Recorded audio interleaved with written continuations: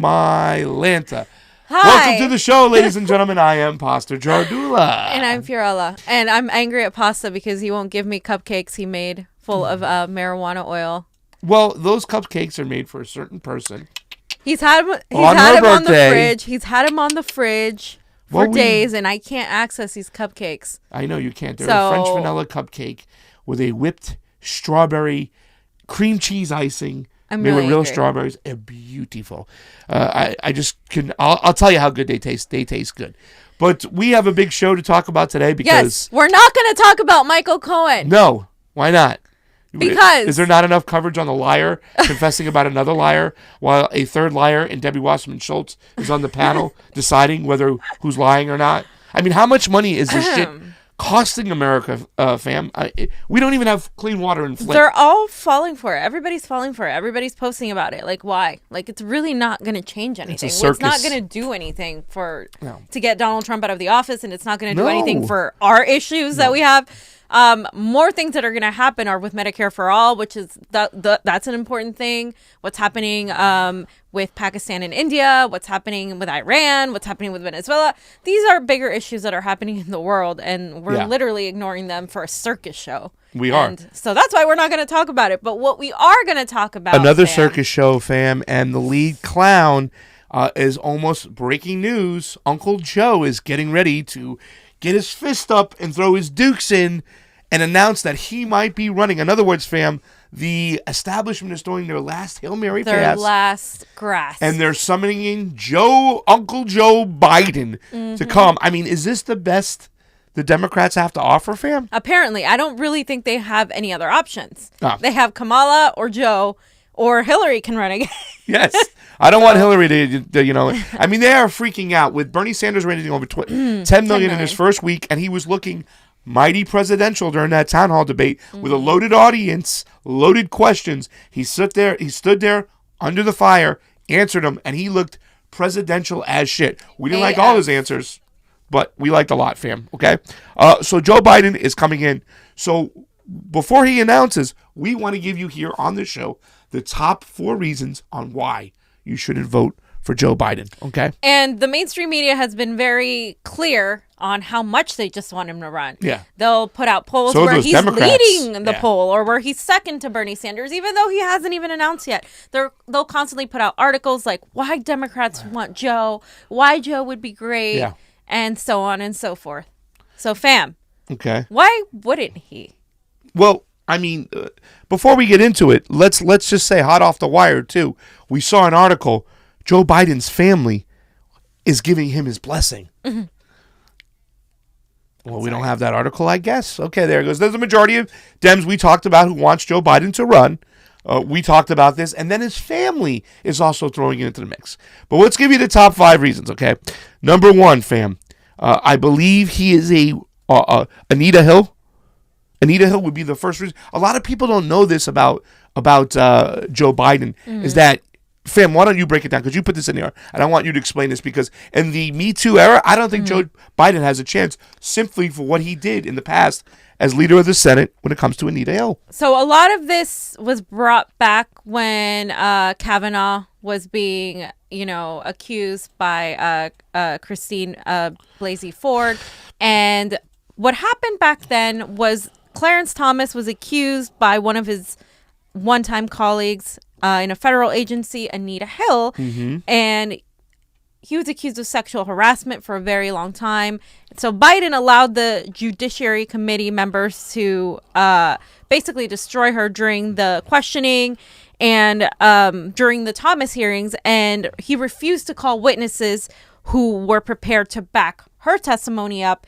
And he says he has since then regretted it, but it's something that especially in the Me Too era, has come back to haunt him. And it's something that many of us as females refuse to overlook, especially because of how dismissive he was and how it's more important to do the right thing when it's less popular than to do good when it is popular. And to just sit there and protect your other colleagues, do one for the boys. And, it's kind of creepy, some of the stuff. We have a little bit of a Twitter rants from Joe Biden as well. Take a look at these. Here we are. Fan, what do you got up there? It's like a Twitter feed of basically just a bunch of It's time to talk about former Vice President Joe Biden, the open sexual predator. Show the video, right? Are we showing this video?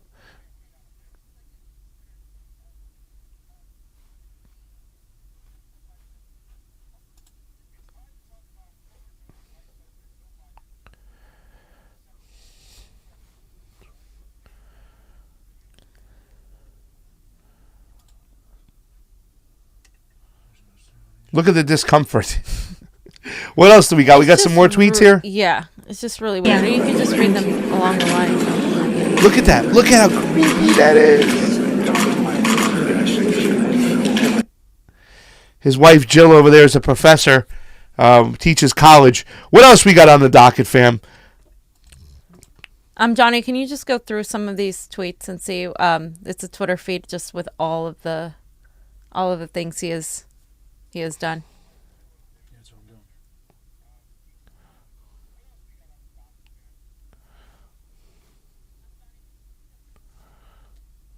It's the same video.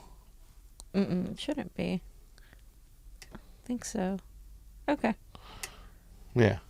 Other than that, there's another video, I think, right over here that has a basically just shows Joe in weird positions, touching kids, being extremely friendly with with young people.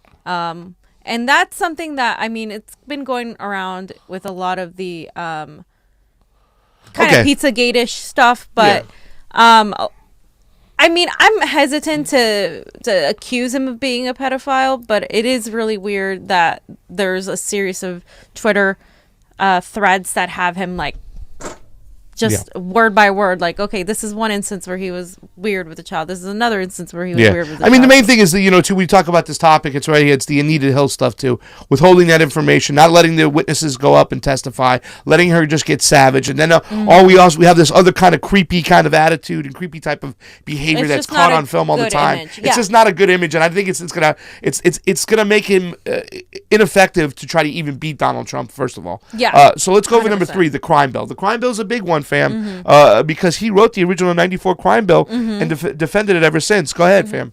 So this is another Clinton-era policy where it was under the 2016 Democratic presidential nominee under Hillary Clinton, the 1994 crime bill, which, among other things, allocated $10 billion for the construction of new prisons and incentivized states to pass truth and sentencing laws, which were like discretion away for judges to be requiring violent offenders to serve a minimum of 85% of their prison terms.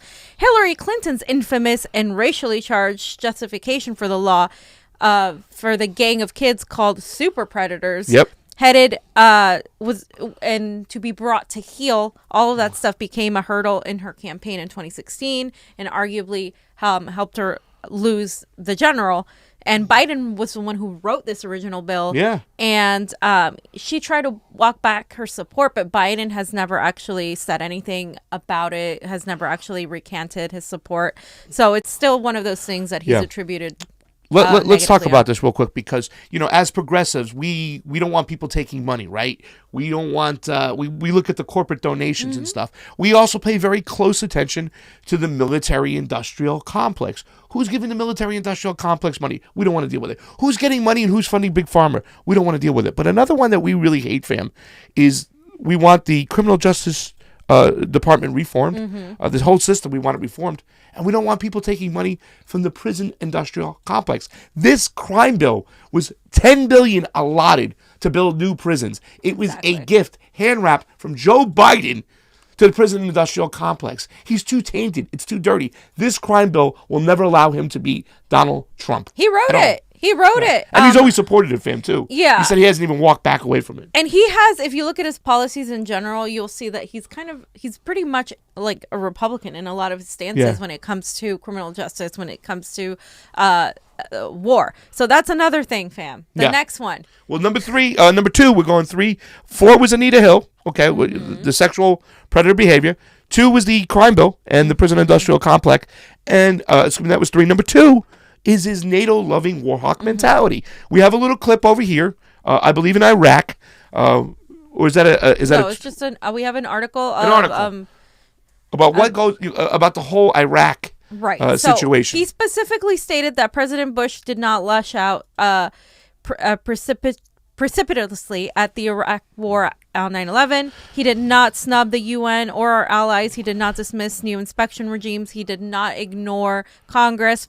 And this is what Biden said in a 2002 floor speech given during the debate over legislation authorizing the war in Iraq. He supported the war in Iraq fully, and he also didn't hold George Bush accountable, and also anybody else that was so militant in our attack in Iraq. Yeah, I mean, he is definitely a war hawk. I mean, I don't want to listen. I refrain from putting up the video of him crying at McCain's funeral because I didn't want to go below the belt and stuff. But this was like, I mean, I'm sorry, no tears should be shed for a war hawk in John McCain, and also Joe Biden. And this guy, to me, fam, is like the George Bush of the Democrats. Oh, he's a cool guy. He's a nice guy. I would want to go have a beer with him. Joe. But what about his attitude towards Russia? I got a little clip from Rupley over here that we grabbed. And somebody needs to give the message to Joe and say, hey, Joe, World War II is over.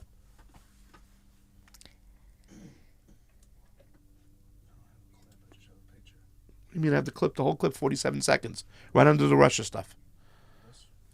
Yes. Take a look, the Rupley video.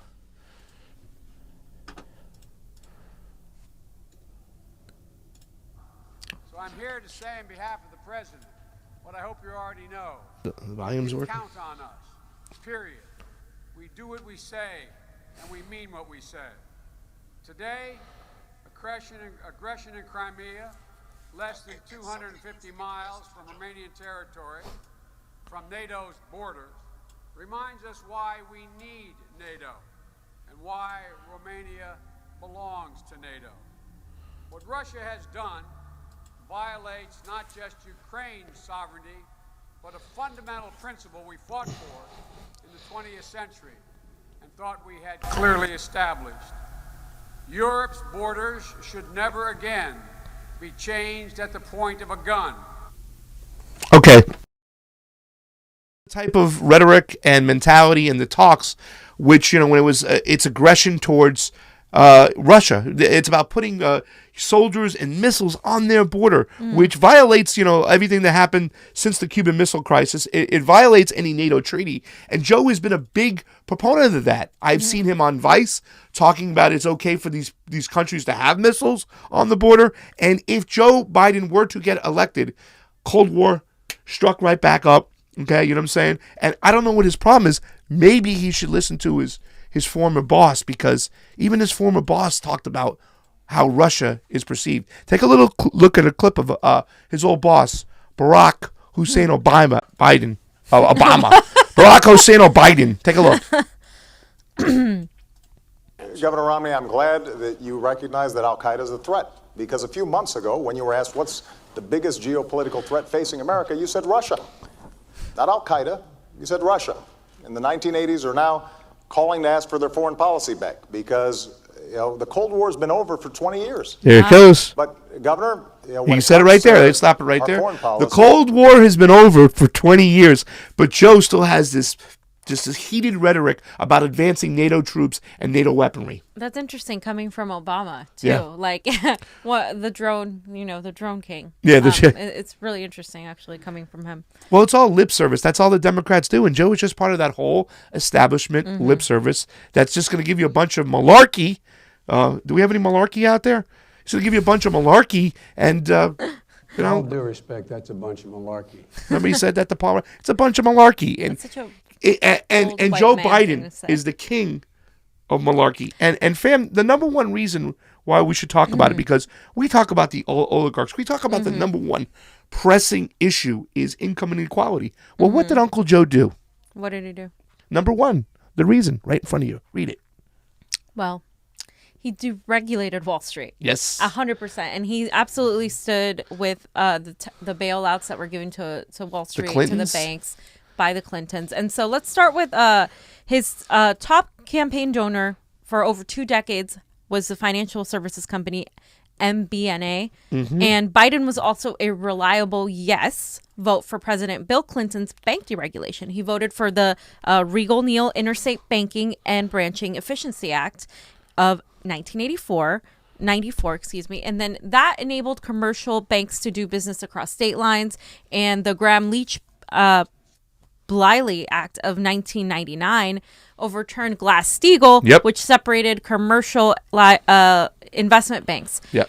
So according to the Senate report on this subprime mortgage crisis, Wall Street and the financial crisis, the anatomy of a financial collapse, the effect of these two laws was to centralize and the decentralized U.S. banking system, consolidating power and risk into a few institutions now referred to as too big to fail. So essentially, he led this entire deregulation of these banks and these corporations, which are now too big to fail. It's a Clintonite soldier of the deregulation leading from the Glass-Steagall, which you were talking about. And it was so important because people don't understand that Glass-Steagall was an FDR bank regulations that saved us from the thing that got us in the problem in the first place before the Great Depression. And that was to not allow banks to use investment banking and private personal banking in the same pot. In other words, they couldn't take your money before and put it at risk. When Glass-Steagall was deregulated and Joe Biden was at the head of it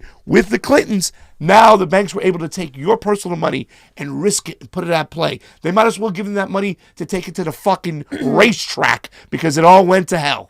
Though Biden says he regretted this. Worst vote ever. Just like Hillary Clinton, though he did back this. And now we're seeing a lot of similarities between Biden and Hillary Clinton, which is a big red flag, by the way.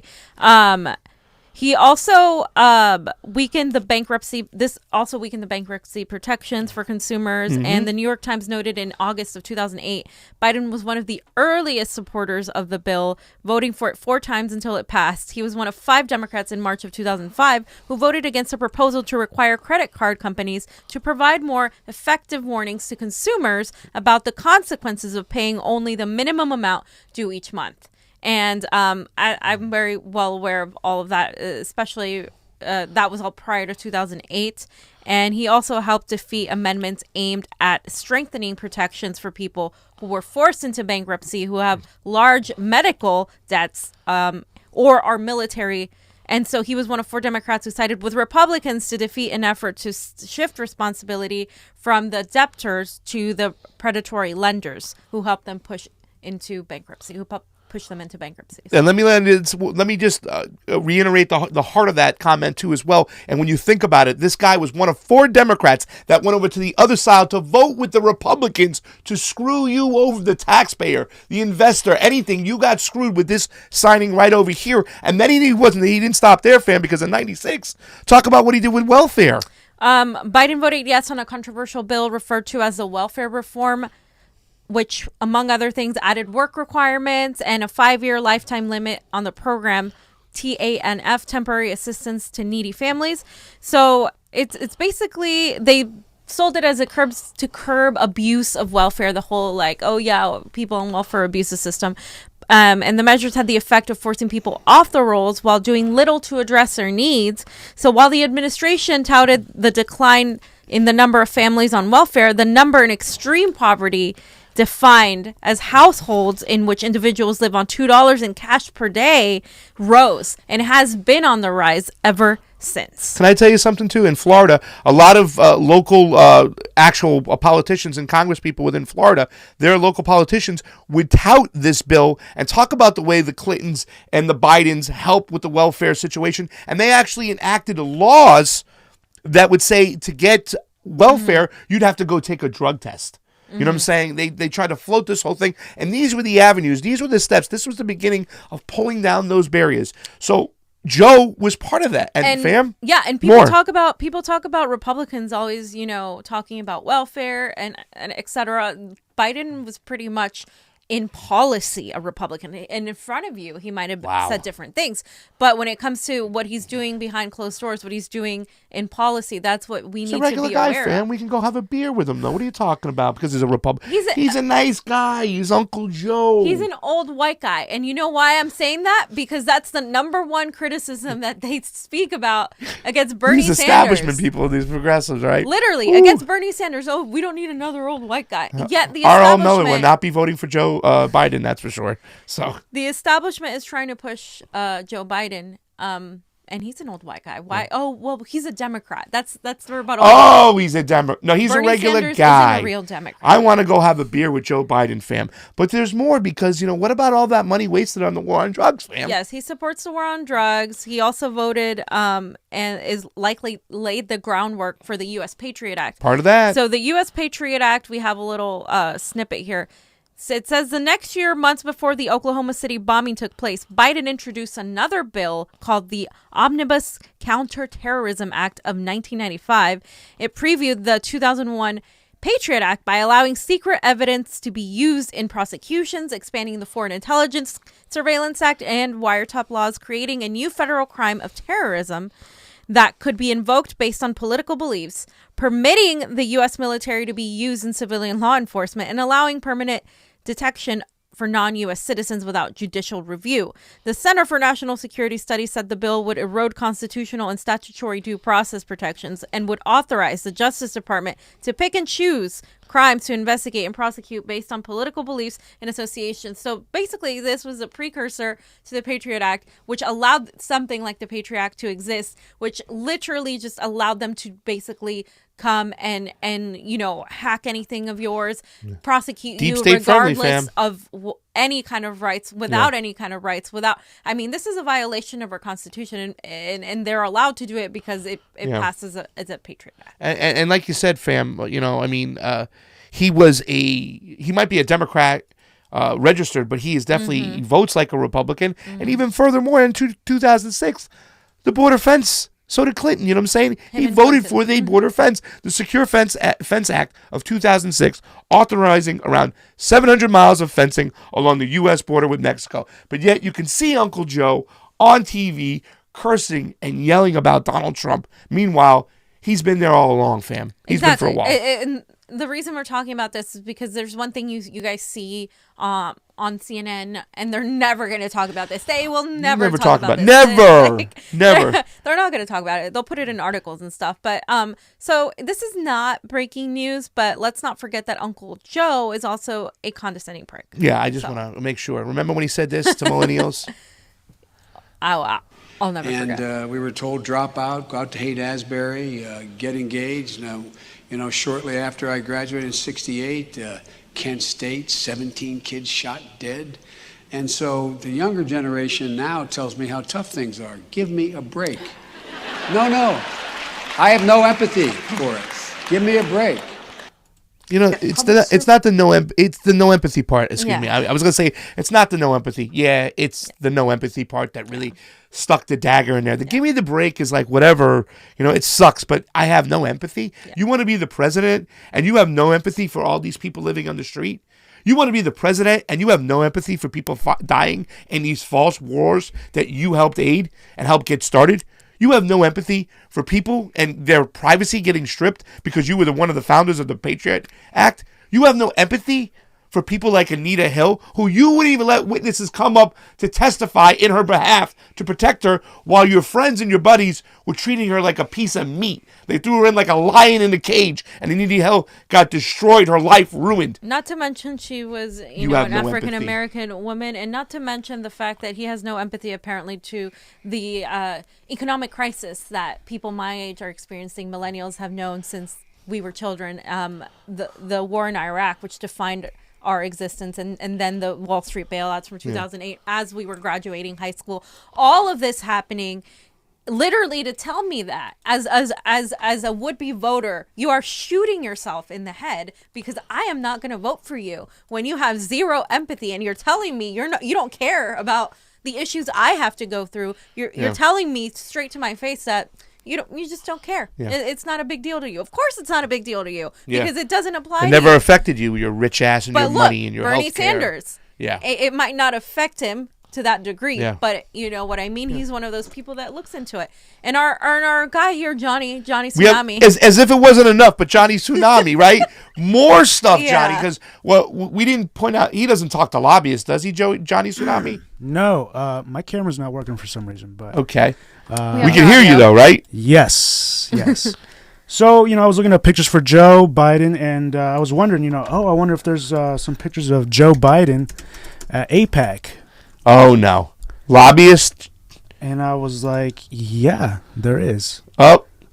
And once again, why do we have to lose a president who's already shilling and doing the work of Israel and replace him with just a Democrat that is shilling But why and does it doing matter, the work Johnny? of Israel?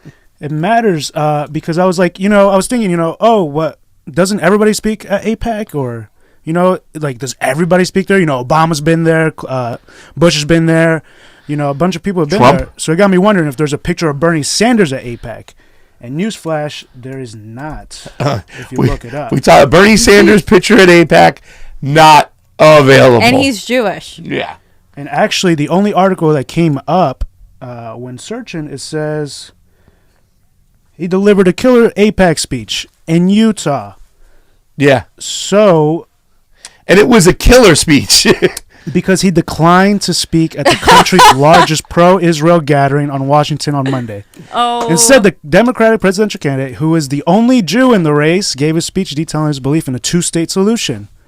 So, not only will he not speak there, and, Yeah. everyone else speaks there. But Joe Biden, he goes a shilling. And even, Great stuff, Johnny. And that's even and Bernie still Great gets stuff. criticized for the two-state solution thing, right? Because there is a lot of controversy with what that means and stuff like that. But the fact that he's never spoken in an APAC event, unless it's to tear it down, and he's Jewish, says a lot about where he's going to stand. He's going to stand also with the Palestinian people, and I do think it's one issue where he can develop more. But I also think that.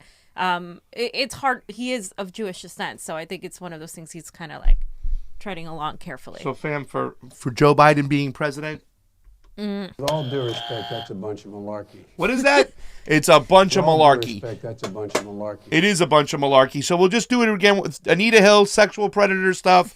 We have, what was number 3? The Wall Street deregulation, the crime bill, The crime bill. I mean, the border fencing, the voting with Republicans in The regards war to welfare, hawk. the war hog. I mean, The fence. the list goes on.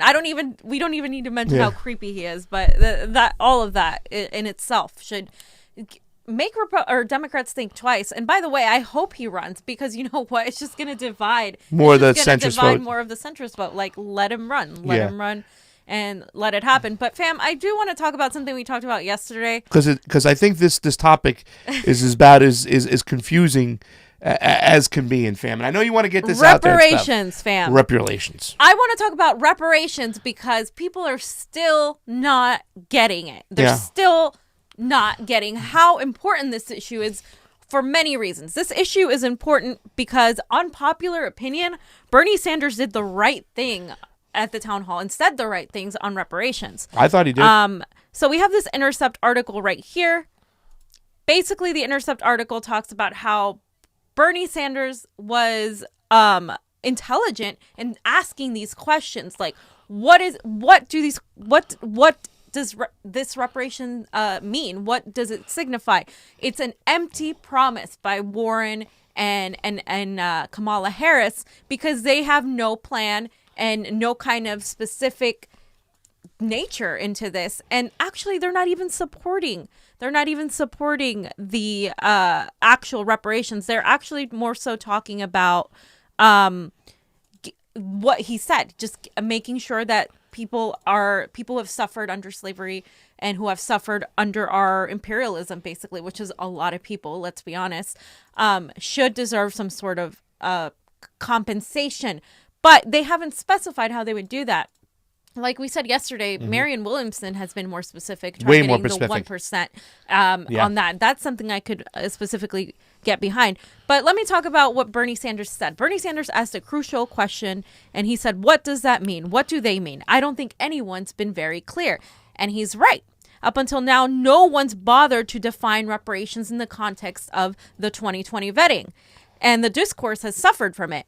Like Harris and Booker before them, Warren and Castro's support for reparations amounts to support on principle, but not policy. And that's an important point. Yeah. It's all on principle, but not on policy. They know that. They know there's no way this is ever going to go through. They know this is no way this is ever going to pass, when the majority of Americans are scared of hearing that word because they don't know what it means, so they make their own assumptions. Yeah. Can we talk about that 1 second? Yeah. Because like when you say they know it's not going to pass, these empty promises, it was almost the same thing as when Kamala Harris finally came out for Medicare for All. It was an empty promise because now we had a Republican president, a Republican Senate, and it's never going to pass. It's almost like when Schumer, day one, the first thing he starts working about, when Trump takes office, is legalizing marijuana because he knew he had Jeff Sessions in there. And it was an empty promise, a day late and $1 short. So, fam, they're doing the same thing here right now, signaling and whistling to people, oh, we're for reparations, we're for reparations.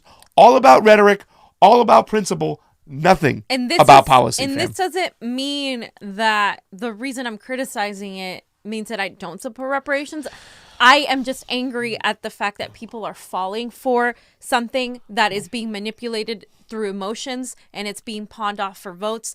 Something that is a false promise that people aren't going to get. Black families, for instance, have had a much steeper hill to climb. We need systematic structure changes to address that, Warren has said, but neither actually support it. Harris's answer after a lengthy preamble was, no, I'm not going to sit here and say I'm going to do something that only benefits Black people. She literally said that. Yeah. I'm not going to do something that only benefits Black people. That is what Harris said. Yet she's saying she supports reparations. So to her, reparations means something entirely different. And I'm just done with people online being like, no, but Harris is more to the left of Bernie and she's more progressive because she's supporting reparations. And so it's like, no, they're not. She's literally telling you that she's not.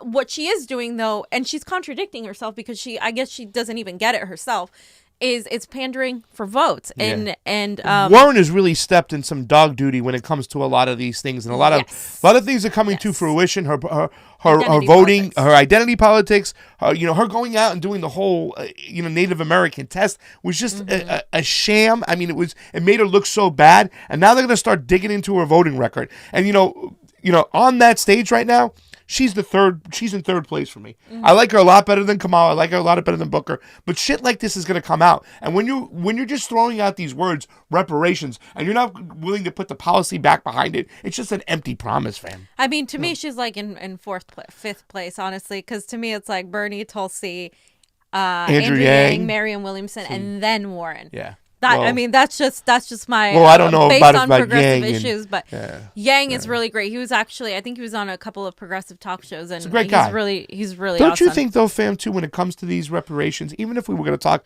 seriously about them, isn't it putting the cart before the horse? I mean, not to say that it's not important, but. It's good to have the discussion, yes. but you need to have the discussion before you say you're supporting something you haven't even discussed. Yes. You know what I mean? And without even, detailing what you want as far as reparations, aren't there a lot of events a lot of things we have to take care of taking care of people as a society as a whole, and then kind of look into these things once we get there? I mean if we did reparations today, how is that going to help everybody in the economy? Which is, I get your opinion, and I kind of agree and I kind of disagree, but here's the thing. The majority of America, that's exactly how they feel. They feel like we are all suffering. And that's why, even if they had laid out a specific plan, pushing something like that in the general is going to make you lose to Donald Trump. It is. And it's almost like it's a plot to push Bernie to say yes on something that isn't even specific and isn't even targeting the right people. Yeah. And then that way, of course, he pushes it, and then he'll win the primary, but he'll lose the general. Yeah. And and if he says no, then it's like, oh, well, then he's not for reparations, and he's a racist sexist Bernie bro. And so then, like, it's a catch-22. So what Bernie is doing is actually the right thing because he's asking the right questions. There are legitimate but not insurmountable logistical concerns for administering a race-specific plan. How do you account for people who are not only partially descended from American slaves? What about those who can't prove their lineage? What about families who immigrated early enough to experience Jim Crow, but after slavery? Yeah. Is the most politically viable way to deliver material benefits to Black Americans via intersectionally designed universal programs? But by asking Blitzer to define what these reparations actually mean, Sanders shifted the conversation from speculative rhetoric to practical policy, and in doing so made it more likely that the goals of reparations will be pursued in good faith in the future, and he forced everyone to show their hand. Fam, I mean, this is some great stuff. I'm glad we did the show because at first I was like, we're going to talk about reparations again. This is going to kind of go in whatever direction, but this is some great stuff. But, you know, I asked you the other day, it's like, and you said over here in your last statement too as well, when you do it for one specific race, then how do we kind of do it? I mean, wouldn't people like the Native Americans say they deserve reparations? Wouldn't people like the Chinese who built the railroads and died doing so? What about all the, you know, New York was built by the Irish and the Italians, the Saccos and the Vanzettis that died building all these things? I mean, how can we section off who gets what reparations and how do we do that? That's why I think it's just such an empty promise to talk about all these things. Well, I think ultimately, though, the act of slavery, the act of being brought from your homeland, the act of being chained and forced against your will is something that I think Americans do need to repair, because we are unique, though, in that way, because we have that in most other countries in the world don't have that near history. I mean, it's only been a few years since the Jim Crow laws were enacted, but I believe we need to be specific in how we're going to do that, and we need to not scare people away and thinking that, you know, blaming them for everything, thinking that this is going to be just this one. You know, people are afraid of things that a lot of people in rural America, they're afraid of just things that push people of color. And, you know, I mean, it's something that has to be done. People of color have been repressed and subjugated and oppressed for a really long time. However, when you talk about reparations, you have to define it. Otherwise, people are going to be scared and they're going to make their own assumptions, their own conclusions, and it's not going to be based on actual facts. So the preliminary questions that journalists should ask, according to this article, instead of saying, these are great. Instead of do you support reparations, are will you commit to meaningfully researching and developing a plan for reparations, which I think many of us would be more likely to say yes. Fam. And if and when you develop a policy, will you commit to implementing it? And 100%, like, I mean, I personally am for reparations. I feel like it's not fair to give people like this little candy and like make them follow along for a vote. And I think that's actually wrong. And in the article, she also says, I suspect most candidates would have a much easier time answering yes to this formulation, and rightly so. At this point, every candidate who has opined has done a solid job of articulating the why of reparations, slavery, Jim Crow disparities. Now, the question worth asking is how. You know, I got to tell you too, fam. I mean, did you come up with those questions or what they? No, this is from the article. The article is, I mean, that's great. But this is what we were talking about yesterday, and what I've been talking about with some of my comrades who understand that what they're doing, what the establishment is doing, is trying to get Bernie Sanders in the corner so he loses either way, and we can't fall That's what into that whole town hall was. It was a straight up hit job. Absolutely. On every angle you can attack Bernie Sanders, and once again, the difference between Bernie Sanders and Donald Trump, if you do that to Donald Trump, he would just insult and smear and belittle you right there. Bernie Sanders takes a deep breath. If he disagrees with something, he says he disagrees, but then he explains his position and his point, and it's so presidential. Fam, go ahead. And just as long as the question of reparations is vague, it's more likely to be controversial. And undefined reparations can take a form of the public's worst fears. This is what I was talking about. And a free check to the underserving Black masses, which who knows might be the best option, versus tuition or housing grants that mimic those New Deal programs from which Blacks were historically excluded, which is true. Blacks were historically excluded from these programs. They were. So both Black and white legislators have shied away from the question of reparations, including Barack Obama, treating it as a political hot potato, hiding behind the idea that reparations are just too complicated to administer. Nailing down an actual plan destroys that rationale. Vagueness is a gift to the non-committal. So when you are vague, that means you're not committed, right? This goes for anything, whether you're in a relationship or whatever it is. If someone's like, yeah, if you don't talk about it, there's a non-committal. If you are defined and specific in whatever it is, then you know that you're solid and you have a plan and you know where you're going. And by being vague on this, they're basically doing the whole, well, we're for affordable health care, when you know it's not Medicare for all. And that's one thing that I can't stand. Yeah. So, I also wanted to talk about, in relations to reparations, there's a part 2 on this. The hypocrisy of crucifying Bernie. A lot of people on the left have been crucifying Bernie for reparations, saying, come on, white people, like, he was wishy-washy. Yeah. He should have said the word reparations, but they haven't said a word about his stance on Venezuela. Okay, to me, that's hypocritical, because the left on one hand, centrists are cool with more war, but on another, they're clutching their pearls over an empty promise, an empty word.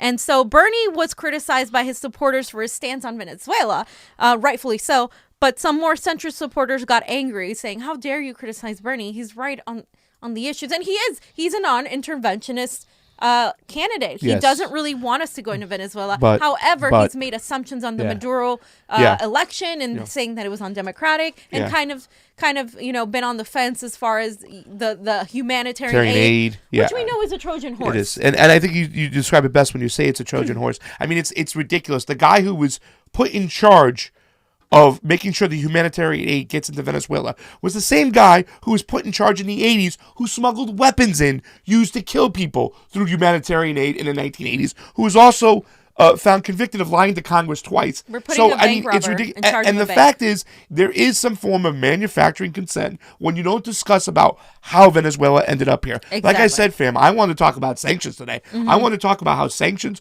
are a pinpoint dart target to the poor, and how the poor suffer. And this war was waged 20 years ago, and the Obama administration had a big hand to play.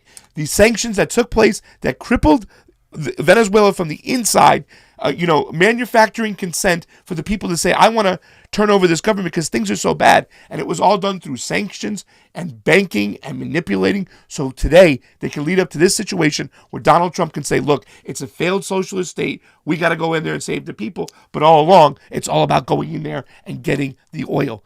Exactly. And so these very same people who have gone crazy on him over reparations,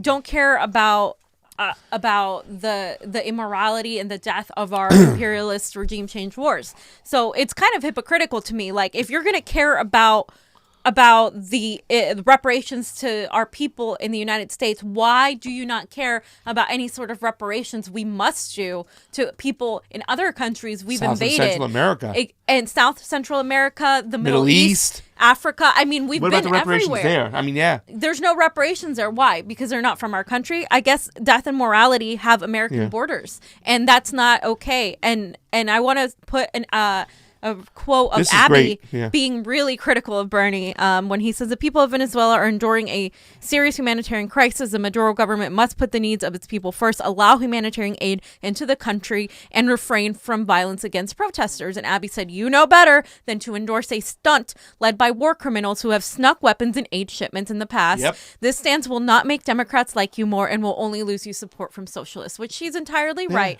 And he kind of Hashtag Elliot he Abrams. kind of went back on the town hall and kind of went back on and said, okay, I'm not for going into Venezuela.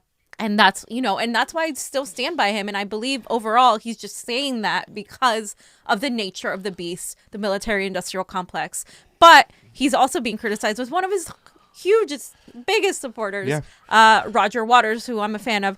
Bernie, are you fucking kidding me? If you buy the Trump, Bolton, Abrams, Rubio line, humanitarian intervention, and collude in the destruction of Venezuela, you cannot be a credible candidate for president of the United States. Or maybe you can. Maybe you're the perfect stooge for the 1%. I mean, he's really mad. Yeah. And I think a lot of people feel this way because they understand that it's code humanitarian aid. Where is the humanitarian aid for our people?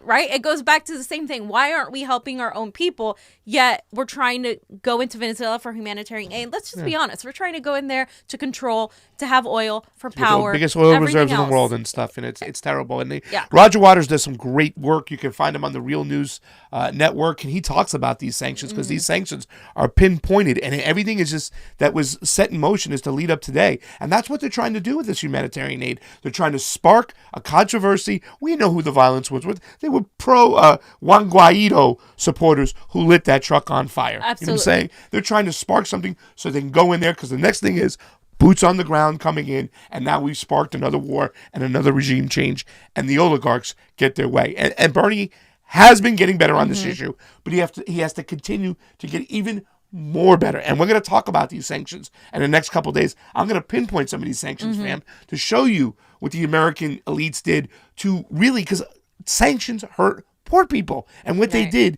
to raise doubt within their government, to put a stranglehold on their government, to make people starve, to not get the proper medication. And we're going to point it out, and Bernie needs to get better on this subject. And this is also why, fam, we need Tulsi on that debate stage. Exactly. And why. that's why we need Tulsi, because she will put all of that stuff out there. And another thing that's happening in the United States that would require some sort of reparations are the people that are coming in from the caravans where thousands of migrant children have been sexually abused while being held up. And it's one For of those years things. now. Yeah. And it's one of those things where, well, you know, that's what I want to talk about, reparations, because what about reparations to the countries we've invaded and these people and the lives we've destroyed from our regime change wars, from our coups that we've created in Honduras, El Salvador, Nicaragua. And so that we need to give those people reparations too, because now they're coming in here and we can't even let them in because now Trump's trying to build a wall. I mean, it's all connected, and every single time, like, I gotta we have say to something. realize how Yes. everything is connected. Yeah, fam, I just want to say, because you gave me an idea, if we stop and talk about the sanctions of today, we don't have to talk about the reparations for these people of tomorrow. And it's very hypocritical to say, I'm going to stop, I want reparations, but yet sanctions are in front of your eyes, which are killing and crippling people right now, and you're not going to speak against them. Sorry about that, fam. No, that was a great point. I honestly think you bring like, out the best that in me, was, fam. Fam. I know I'm being vague and general and stuff, but I love you, fam. He's the And I love you, emotional one, you Tsunami. guys. We understand who the brains is on the show and who the beauty is. Go ahead, fam. Next point. The emotional beauty. Yes. So Beth here for it, who's also my friend on Facebook. Love Beth. She's awesome. She put this awesome Kamala tweet. She said, in Kamala Harris's CNN town hall, she was not asked about her failure to prosecute Steve Mnuchin, sexual harassment in her own campaign, by the way, $400,000 paid under the table. Back in December, meeting with a Citigroup and Harvey Weinstein in the Hamptons. Yep. If Bernie did that, can you imagine? Forget about it. Her draconian conservative criminal justice record, which we have talked about many times, and it speaks for itself. Yeah. So ask yourself why. Why wasn't she asked? If Bernie had done one of these things, he would have been like pummeled on it. And they hit him on the alleged sexual harassment on Bernie Sanders. Did they ask them? Did they ask Kamala Harris about Willie Davis? I bet not. I didn't see their town hall, but I bet that was left out of the cold too as well. You know, you could talk about him and an alleged sexual scandal, but you can't talk about a neoliberal because she's a woman. And you would be a misogynist. She's a woman of color, and she'll also CNN and Stop her being a are like misogynist, best friends. fam. I know. I'm sorry. I also wanted to mention something that was going around. There's a Teen Vogue article criticizing Bernie Sanders, this apparent old burner who used to be for Bernie Sanders, but now can't be for Bernie Sanders because of his white male privilege, putting white men over people of color. And she talked about how he went over Stacey Abrams and didn't allow that. First of all, he does this every year. He did the State of the Union every single year. And thank God he did it.